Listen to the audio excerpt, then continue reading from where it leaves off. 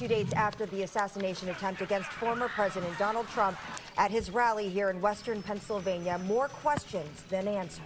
The biggest question, how on earth could this happen? Fox 5's David Kaplan is staying ahead of those developments today. David?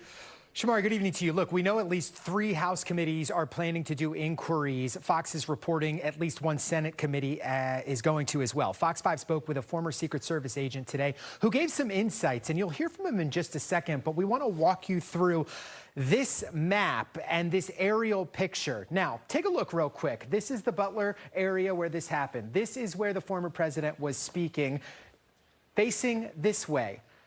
The shooter's location was the top of this building. You've probably seen the video, about 150 yards away, and he had a direct line at former President Trump. Now, we're told that the Secret Service typically has a very, very tight guard of the perimeter closest to the protectee, who was former President Trump, and that it's up to state and local law enforcement to sort of secure the outlying area. All of that is overseen by the Secret Service, we're told, that security plan, but ultimately it is up to the state and local to secure that outer area. So that is one of the biggest questions. How could the shooter get to the rooftop of that building? We know that that's going to be the central question. Jeffrey James is a former Secret Service agent. He spoke with Fox 5 this morning and stressed it's the Secret Service, again, who comes up with the overall security plan.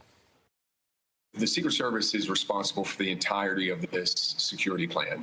So even if we were utilizing, the Secret Service was utilizing local law enforcement to cover those outer perimeters, it's still going to be a matter of how well they briefed them and how well they understood their post orders on those outer perimeter posts. And again, that falls back on that Secret Service agent who was in charge of the venue.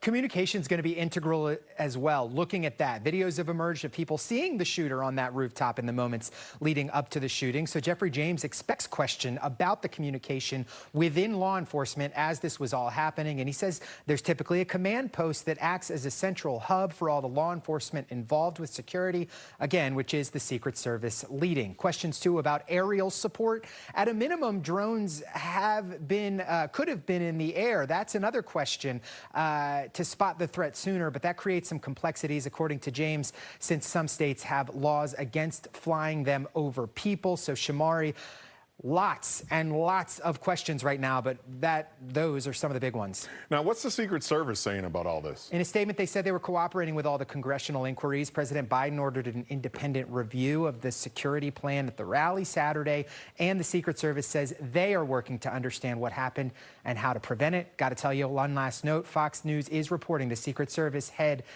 is planning, the intention is for them to testify in front of the House Oversight Committee. There is a hearing scheduled already for Monday.